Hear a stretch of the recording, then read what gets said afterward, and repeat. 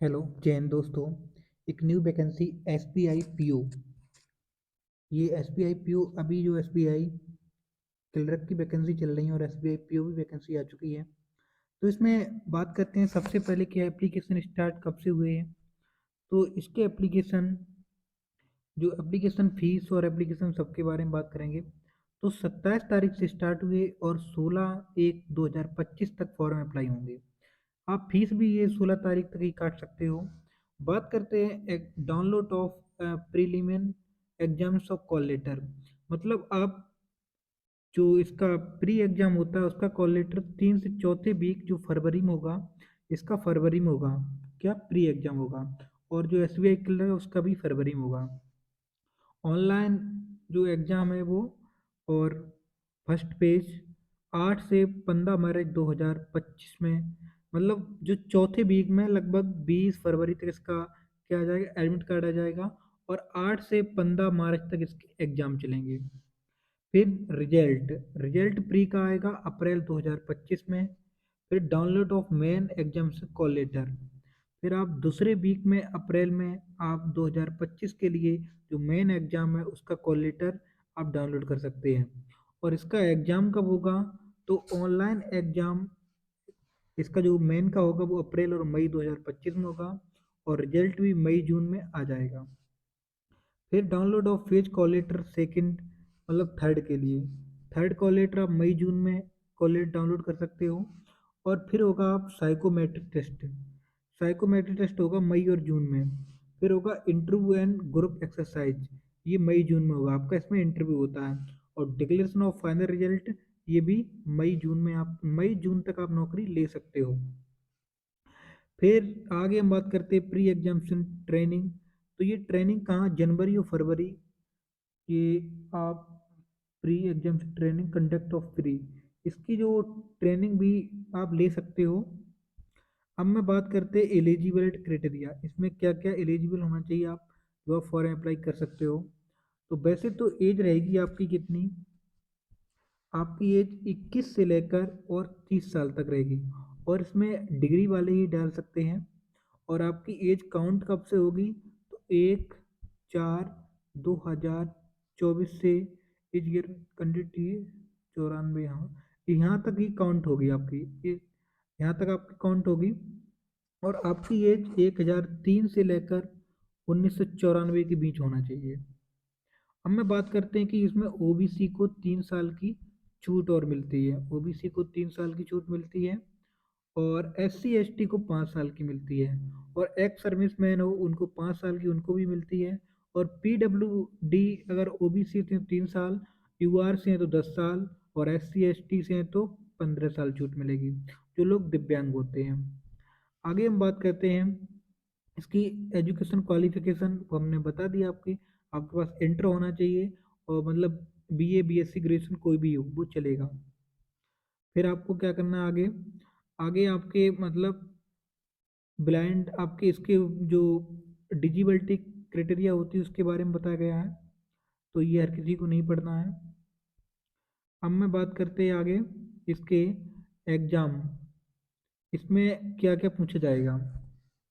तो ये है सिलेक्शन प्रोसीजर, जिसमें 3 फेज होते हैं।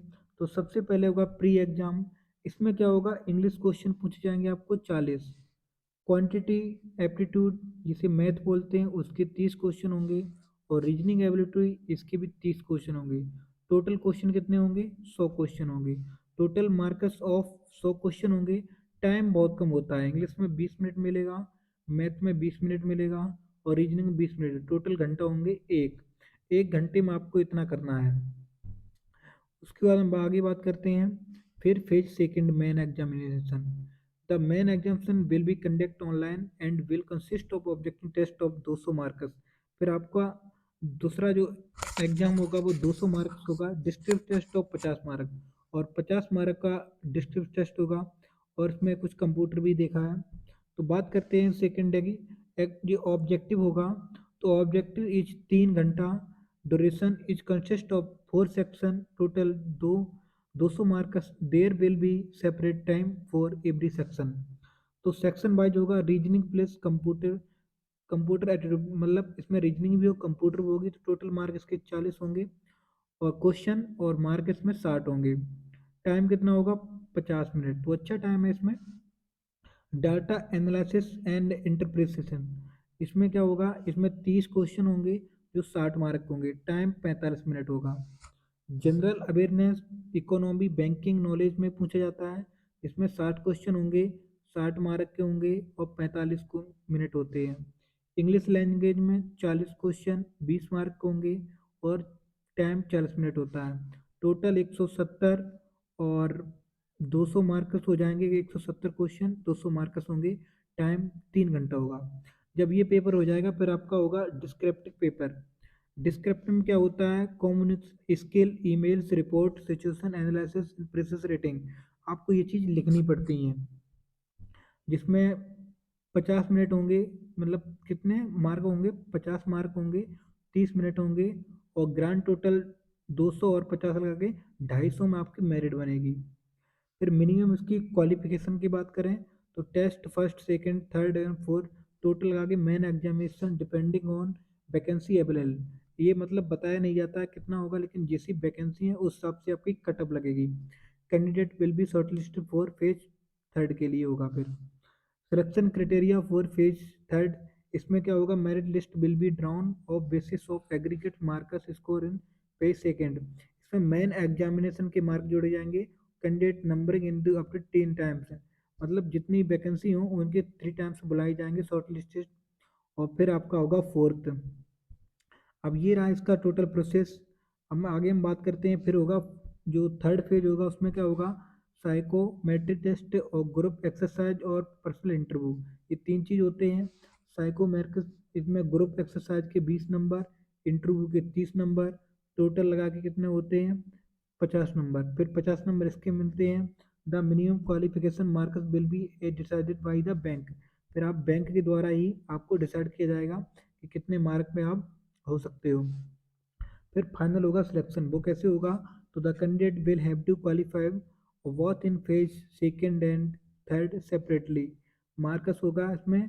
तो फेज सेकेंड जो मेन एग्जामिनेशन उसके ऑब्जेक्ट क्वेश्चन और डिस्क्रिप्टिव टेस्ट है, और फेज थर्ड का ग्रुप एक्सरसाइज एंड इंटरव्यू आपका जोड़ा जाएगा। तो 250 क्वेश्चन वो पहले वाले, और 75 क्वेश्चन ये नॉर्मलाइजेशन मार्क टोटल। तो अब ग्रुप एक्सरसाइज के 50 मार्क, और इसमें भी कितने? 25 होना चाहिए, तो टोटल 300 और 100 मार्क नॉर्मलाइजेशन में मिलेंगे। तो ये रहा इसका टोटल रूल। फिर आपको फाइनल मिल जाता है सिलेक्शन। फिर एग्जामिनेशन सेंटर, सेंटर आपके हिसाब से ही चुने जाएंगे, जैसे आप जिस भी मतलब एरिया में हो वहीं सेंटर रहेंगे आपके, और जहाँ आप चूज करोगे सेंटर आपको वही सेंटर मिलेंगे, आपको कहीं बाहर सेंटर नहीं मिलते हैं ज़्यादा।